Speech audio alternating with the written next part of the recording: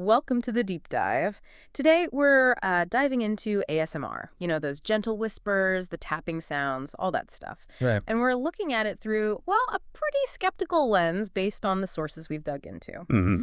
Because the big question they raise isn't just, does it relax you? It's more like, is it actually, maybe, a form of neural conditioning? Kind of sophisticated, maybe? That's the core tension, yeah. So our goal today is to basically shortcut the science for you, cut through the fuzziness maybe, to get at what's really going on with ASMR's influence. And the sources jump right in, suggesting it's way more than just calm. It's hitting these deep reward pathways in the brain. Reward pathways. Yeah, and altering brainwaves. It kind of mimics, well, real social closeness, but, through your headphones. Delivered by a stranger online. Exactly. So the central question becomes, is that tingle just a nice feeling, or is your brain being subtly guided? Let's get into the neurology. Okay, let's do that. So for people who actually feel that ASMR effect, that weirdly pleasant tingling down the spine, what is actually happening in the brain? It can't just be someone tapping on plastic, right? Oh, definitely not. The fMRI scans are pretty clear, actually. When someone experiences ASMR, specific brain areas light up consistently. Like which ones? Well, areas linked to comfort, emotional bonding, Hmm. and crucially, reward. We're seeing activity in the medial prefrontal cortex. Okay, the medial prefrontal cortex, isn't that involved in like self-awareness and managing emotions, social stuff? Precisely. It's a big hub for that. Yeah. And maybe even more importantly, the nucleus accumbens gets involved. Ah, okay, the nucleus accumbens, that one I know. That's the brain's big pleasure center, right? The Yeah. bit that fires up for desire, rewards, addiction. That's the one. And this is key because of the chemicals released. ASMR seems to trigger a flood of dopamine and oxytocin. Dopamine, the do it again signal. Makes sense for feeling good. Right. But the oxytocin is maybe the more profound part here. Yeah, because oxytocin is the bonding hormone, isn't it? The sources link it to love, trust, even the less comfortable side, like addiction, that feels heavy for just listening to whispers. It really is.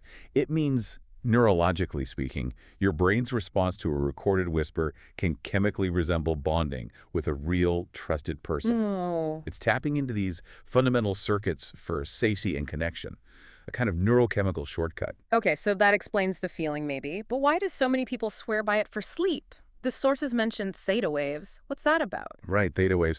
Think of them as the brain state right on the edge of sleep, that dreamy, semi-hypnotic state. Kind of zoned out. Exactly. Deeply relaxed, very receptive. ASMR seems to gently push the brain into that theta state. That's why it feels so immersive and calming. It's literally quieting the mental noise.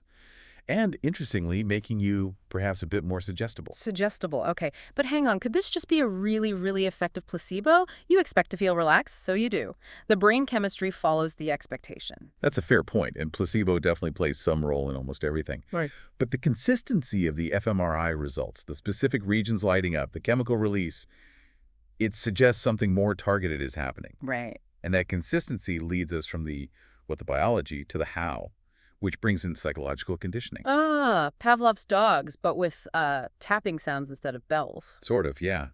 The brain loves patterns and rewards.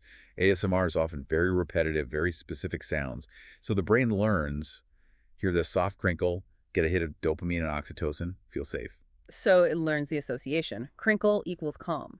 Exactly. It becomes a learned response. The sound becomes a reliable trigger for that feeling of comfort. Okay, this is where my brain starts buzzing a bit. Because usually conditioning involves some back and forth, right? But ASMR is one way, which leads to this parasocial connection idea that the sources talked about. Yes, it's fascinating. People develop... You see it in the comments all the time. Your voice makes me feel safe. Thanks for tucking me in. It's Oh. intense. It is. And that perceived relationship, however one-sided, becomes this incredibly reliable source of that chemical comfort the brain has been conditioned to seek. It's always there, on demand. Which sounds great until you get to the potential downside, the dependency aspect. Right. That's the caution flag the research raises. Ah. Especially for people using ASMR to cope with serious things like, chronic insomnia or anxiety disorders. So the worry is, if your brain gets trained to need that specific YouTube channel, that specific whisper, to trigger its own calming chemicals. Does it maybe lose some of its ability to self-soothe, to Yeah. generate that calm on its own without the external trigger? You're outsourcing your calm. Potentially. Silly. The dopamine reinforces the habit listening feels good, so you keep doing it, but the reliance grows. You become trained to need the stimulus. Okay, so if ASMR is this effective at hitting those reward buttons, you have to wonder how it's being used, maybe even exploited, in the wider digital world, right? Beyond just relaxation channels. This gets us to digital influence. Absolutely. And the tech infrastructure is almost perfectly designed to amplify it. Think about algorithms on YouTube or TikTok, Right. You watch one tapping video. and boom, the algorithm sees you pause, you maybe watched it twice, you felt good, it logs that pattern. It knows that sound holds your attention and gives you a little neurochemical reward, So it feeds you more and more. creating this perfect engagement loop. Yeah. You seek calm, the platform provides the trigger, your brain gives the dopamine oxytocin reward, and the platform keeps your eyeballs. It's optimized for sensory satisfaction and attention capture. And it's not just ASMR channels doing this, is it? The sources point to subtle commercialization, using these techniques everywhere. Oh, definitely. It's becoming baked into the sound design of, well, lots of things. Like those satisfying little clicks in fancy tech ads. Or the super crisp crinkling sounds in unboxing videos, which are huge. Or even the little sounds your phone apps make. Those aren't random. They're often designed to be subtly rewarding, to tap into that same mechanism. So the goal isn't just to sell a product, it's to make you feel good, feel that oxytocin trust vibe in connection with the brand itself. Pretty much. Build a subconscious positive feeling. Link those bonding chemicals to their logo, their packaging, your notification sound. It's very soft, very subtle emotional marketing. Which brings us right back to that core tension, that paradox the sources keep highlighting.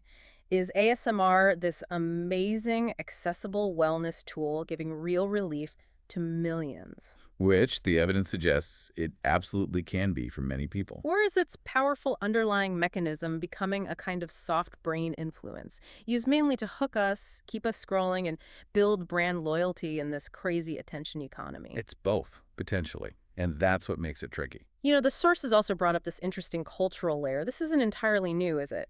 Humans using sound for trance or calm. Not at all. Think about ancient practices, chanting, mantras, rhythmic drumming.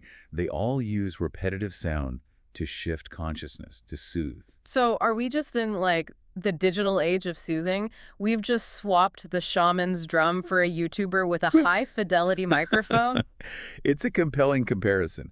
The delivery system is radically different, global, instant, monetized. But maybe the fundamental human need for that rhythmic calm, that externally triggered piece, is the same. But the monetization and the algorithm change the dynamic, don't they?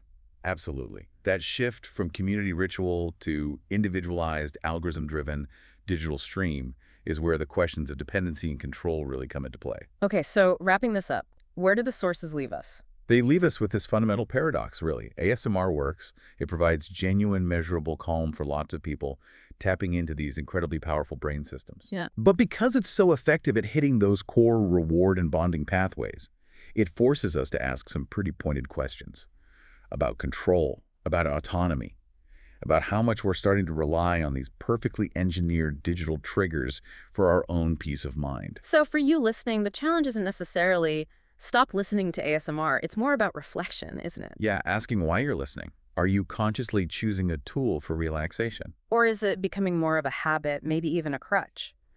Are these digital sounds subtly retraining your brain's pathways for calm, making you dependent on that specific tap, that specific whisper? Are you still in the driver's seat of your own calm? Right.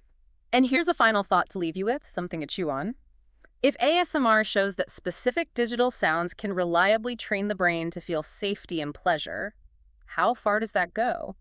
What other everyday digital sounds, app notifications, game sound effects, maybe even the jingle in an ad you hear constantly, might be using similar sneaky neural shortcuts, tugging at your emotions, capturing your attention, conditioning you in ways you don't even realize? Something to think about next time your phone makes that little ding. Definitely. Thanks for joining us for the deep dive.